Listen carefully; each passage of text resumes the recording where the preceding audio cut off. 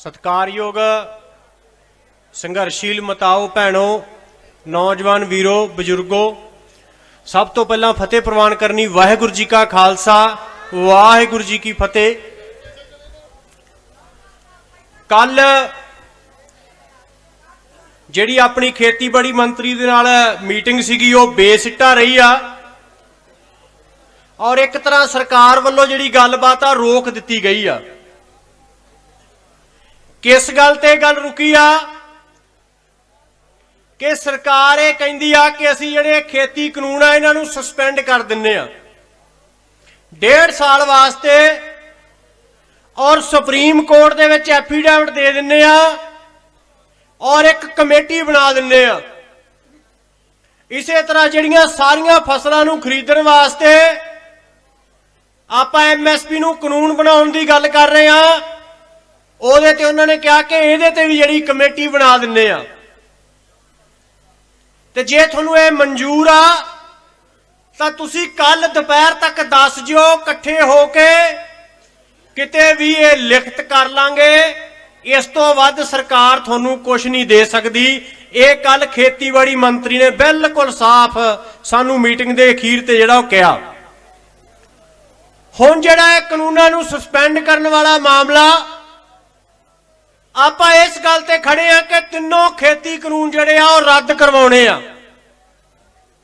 यह सरकार की बिल्कुल उसे तरह की प्रपोजल आ कि किसी बंदे नूं फांसी लगन वाली होवे ते सरकार उहनूं पुछे कि तेरी अंतिम इच्छा की आ, तो अंतिम इच्छा वो दसे कि मैनूं होर जी लैण दो जां मैनूं मारो ना, ते सरकार कहे भी चल तेरी फांसी 10 मिनट होर लेट कर दिन्ने आ।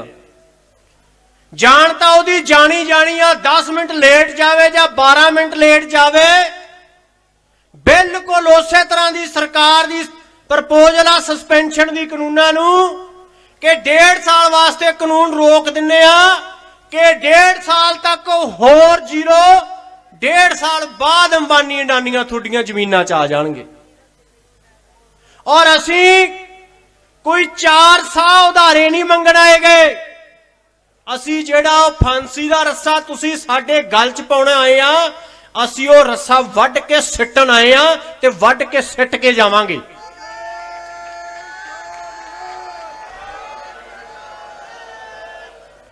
ये खेती जेड़े तीनों कानून आ साडी होंद ते हमला, साडी होंद साडी जमीन नाल जुड़ी हुई आ। ते जे कोई साडी होंद खत्म करनी चाहे ते ये कहे भी तुसी ये मान लो कि थोड़ी 10% होंद छड़ दिन्ने आ या 20 छड़ दिन्ने आ, 80 खत्म कर दिन्ने आ, तां इस तो घटिया गल कोई हो नहीं सकती। अगली गल सरकार दे जिहड़े कमेटियां ते कमिशन बनाउण दी गल आ। असी इसे मोदी सरकार नूं दसना चाहुंदे आ, शायद इहनूं चेता भुल गया होवे कि जे किसी कमेटी का नाम किसानां नूं याद आ, हज़ारां कमेटियां बणीਆਂ पर इक्को कमेटी का नाम कोई हिंदुस्तान का इहो जिहा किसान नहीं जिन्हों याद ना होवे, वो आ स्वामीनाथन कमिशन। इहदा नाम सारियां ने सुनिया। वो स्वामीनाथन कमिशन बनाया किन्ने सी? वो केंद्र सरकार ने बनाया सी।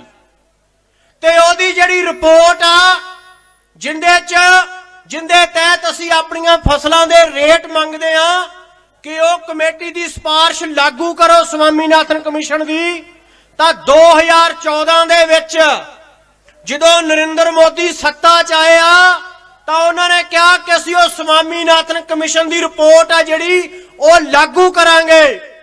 लोकां ने वोटां पाईयां, प्रधानमंत्री बन गए। सुप्रीम कोर्ट दे विच कोई बंदा यह मामला लेके गया कि सरकार ने वादा कीता सीगा ते वो स्वामीनाथन कमिशन दी रिपोर्ट लागू नहीं कर रहे गए, तां ओदे जवाब च इसे मोदी सरकार ने सुप्रीम कोर्ट च कहा कि असीं स्वामीनाथन कमिशन दी रिपोर्ट लागू नहीं कर सकते। जिस नां ते वोटां लईआं भी लागू करांगे, बाद च मुकर गए, ते फिर असीं किद्दां मान लईए कि जिहड़ी कमेटी हुण बनाओगे जे साडे एडा लखां दा इकट्ठ ते तुसी साडी अज नहीं गल मनन नूं तैयार ते तुहाडे लारियां च आके जे इत्थों किसान उठ गए भी 1.5-2 साल की गल मान लो तो 1.5-2 साल बाद उस कमेटी का कोई वजूद नहीं, ओदी तुसी की गल मनोगे। इस करके कोई कमेटी नहीं, कोई सस्पेंशन नहीं, जिन्ना चिर कानून रद्द नहीं हुंदे गए इहदे तो 1 भी इंच पिछे हटण दा मामला ही नहीं पैदा हुंदागा।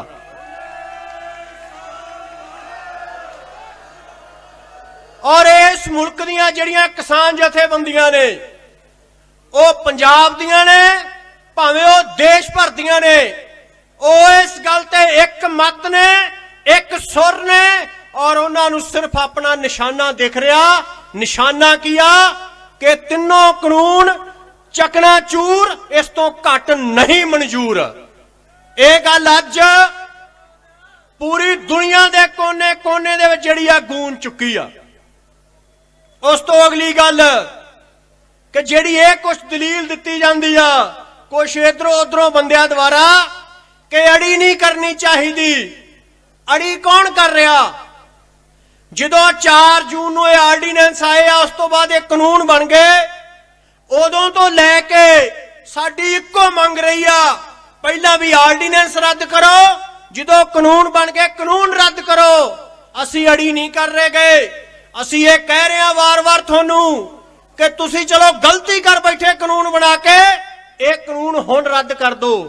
अड़ी वो सरकार कर रही आ, अड़ी वो सरकार कर रही आ जिंदे ते 130 इत्थे शहादतां दा कोई असर नहींगा। और कल जिहड़ा कोई बंदा फड़िया गया, एक जिहड़ा दहशत दी माहौल बनाउण दी कोशिश कीती जा रही आ कि कुछ आगूआं नूं 26 नूं टारगेट करना। असी वो भावें कोई फिरकू अंसर आ, भावें उत्थों दीयां एजेंसियां ने, भावें वो सरकार आ, असी उन्होंने दस दिने आ जे 130 शहादतां होंगा, जे 134 भी हो जाणगियां ते कोई फर्क नहीं पैन लगागा।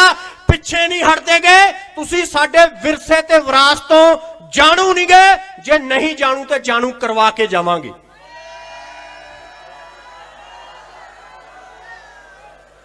बंद बंद कटवाउण दा, खोपड़ियां लहाउण दा, चरखड़ियां ते चढ़न दा विरसा साडा विरसा। और ओह पुरखियां दा लहू साडियां रगां च दौड़दा, ते जे ओ रगां च दौड़दा लहू सड़कां ते भी दौड़ जाऊगा ते कोई फर्क नहीं पैंदागा। ये साडी होंद दी लड़ाई आ। तुहाडी ये दहशत पाउण दे नाल तुहाडा इस तरह तुहानू लगदा कि 26 दी परेड तो पिछे हट जाणगे। असी बेनती करदे हां कि आपां कहिंदे रहे आ ना कि मन्नू साडी दातरी, असी मन्नू दे सोए, जो जो मन्नू वढ़दा सी दून सवाए होए। इस करके जेड़े परिवार चों एक आउणा सी दो आउणे सी, जिथों एक आउणा सी दो आओ, जिथों दो आउणे सी 4 आओ। दस दो कि तुहाडी 21 नूं 31 करके मोड़ांगे, तुहाडी किसे दहशत नूं असी नहीं मनदेगे। इस करके जिहड़ी इत्थों दी पुलिस आ, प्रशासन आ, उन्होंने कल भी साडे नाल मीटिंग की, अज भी 1 बजे करनी आ रस्ते बारे। असी उन्होंने बार बार कह रहे हैं कि जिहड़ी किसान परेड आ वो दिल्ली दे विच ही होनी आ ते दिल्ली दे विच होके रहनी आ। इस करके तय तुसी करना, असी बिल्कुल शांतमई तरीके नाल लड़ रहे हैं। जिहड़ी हिंसा दी गल आ, हिंसा दी ऑप्शन उन्हां लोकां कोले हुंदी आ जिन्हां दे कोले ताकत होवे, जिन्हां दे कोले हथियारबंद लोक होण, फौजां होण, पुलिस होवे। कोई बंदा निहत्था तुरिया जांदा तां ओनूं 20 बंदे डांगां वाले मिल जाण तां कौन लड़ना चाहूगा? निहत्था बंदा नहीं लड़ना चाहूगा। इस करके असी अपने डंडियां ते झंडियां दे नाल, अपने दृढ़ इरादे दे नाल ते अपनी विरासत नूं, विरसे नूं नाल लैके लड़ रहे हां। असी बिल्कुल शांतमई हां। जो कुछ होऊगा ओदी जिम्मेवार केंद्र सरकार, पुलिस होऊगी। साडा किसान परेड दिल्ली दे विच होके रहनी आ। जे तुसी शांति चाहुंदे आ वेरी गुड, आपे पासे कर दो, इहदे च भलाई आ थोड़ी। नहीं तां लहरां अगे, हवावां अगे, कोई चीज नहीं खड़दी गी। ये थोनू सुन लेना चाहिए ते समझ लेना चाहिए।